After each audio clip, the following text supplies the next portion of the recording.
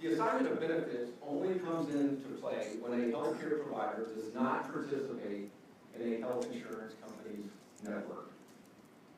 This bill enables out-of-network providers to receive a direct payment from the insurance company and then turn around and bill the patient even more on top of what the insurance company has paid them directly.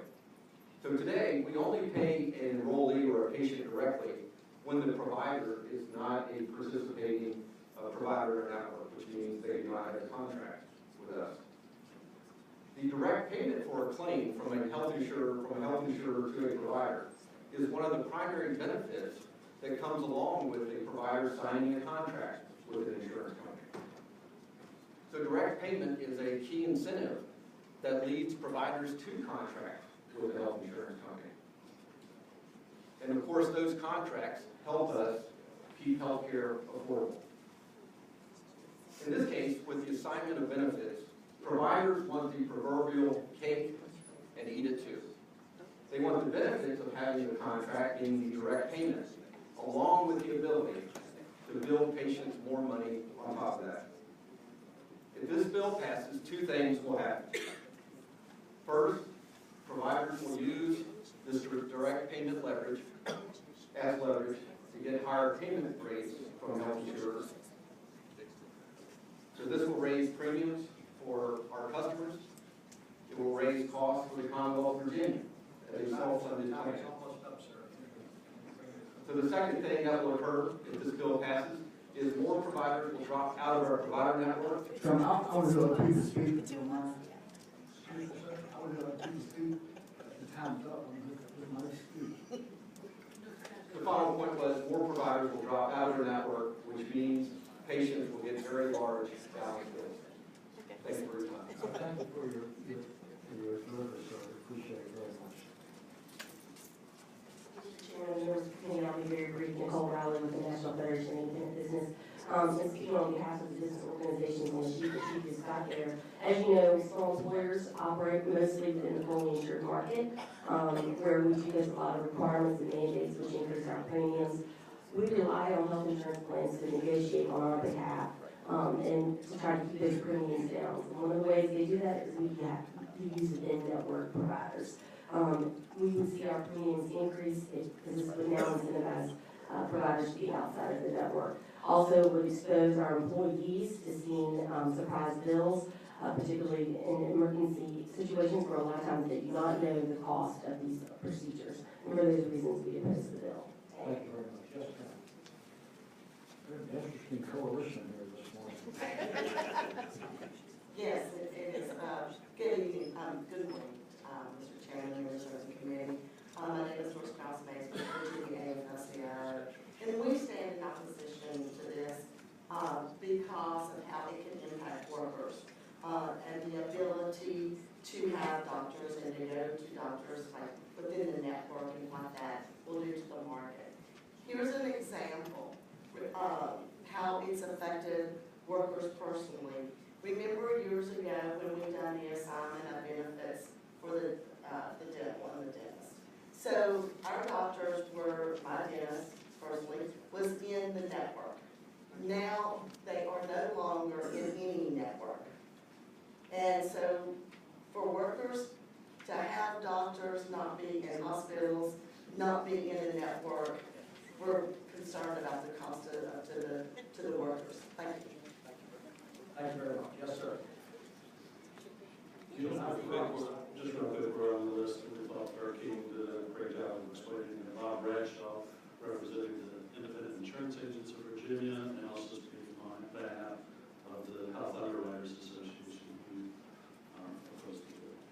Thank you very much, Mr. President. Oh, I'm sorry. Good to see you over there. Good morning. Mr. Chairman, Jill Hankin from the Virginia Poverty Law Center. I'm really neutral on this bill, but I want to make sure that the committee members understand that going back to law school, you can only assign your rights that you have. And if you have an insurance plan that has a narrow network of providers, you can't sign an assignment and suddenly become eligible for insurance payment for the services you receive. receive.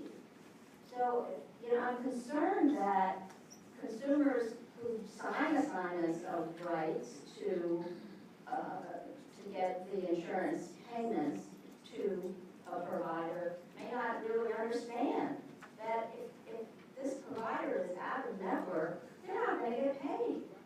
So I think it's important to understand that this is really not going to change the current situation. Consumers who have narrow networks, HMOs that have very narrow networks, this isn't going to require insurance plans to pay for services they haven't contracted to pay for. I don't like lawyers, they clear things up. All right, so right. Thank you, Mr. Chairman, and let me just wrap up by saying this, that this, when I talk with the physicians that just whispered in my ear, they don't want a balanced billing where they bill for the rest of what they feel they were owed.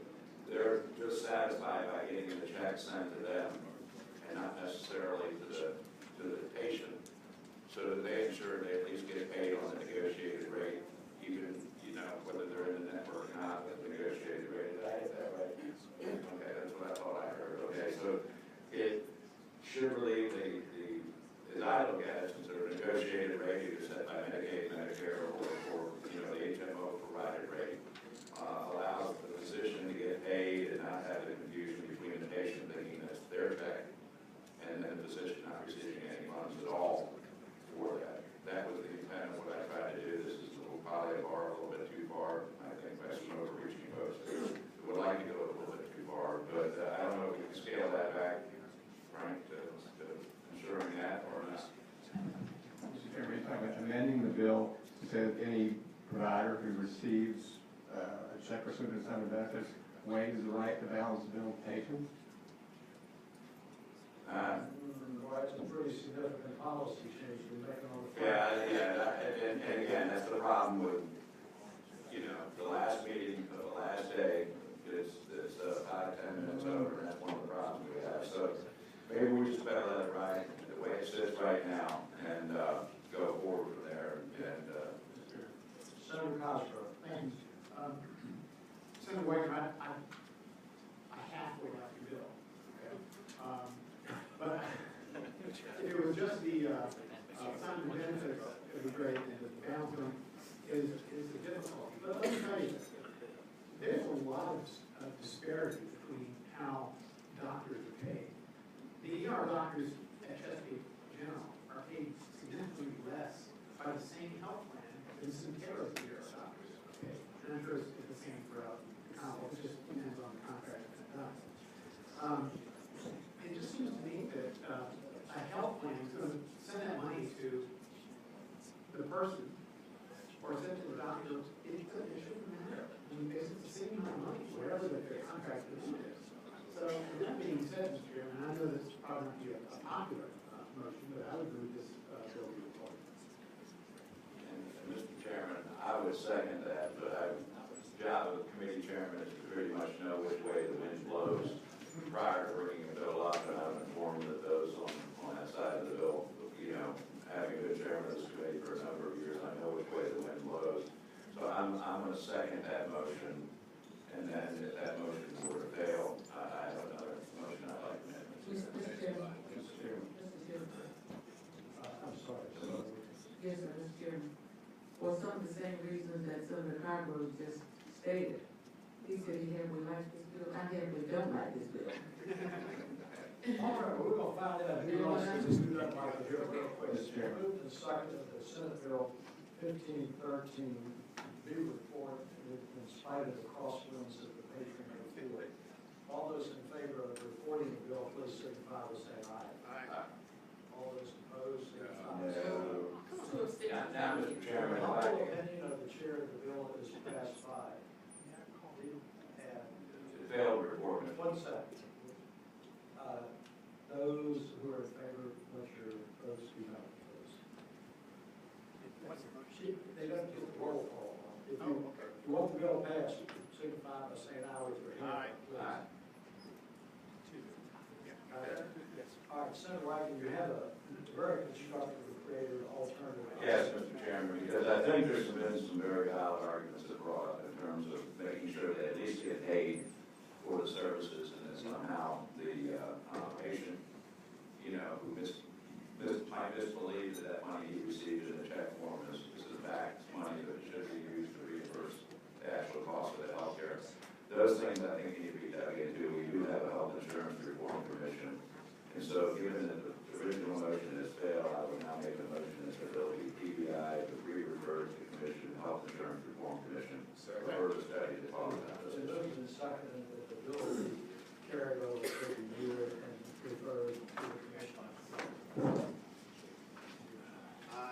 All those in favor of that motion, signify by saying aye. Aye. All those opposed, congratulations. Thank you, Mr. Chairman. If I could take my committee back, I believe that completes our docket, and the committee shall rise.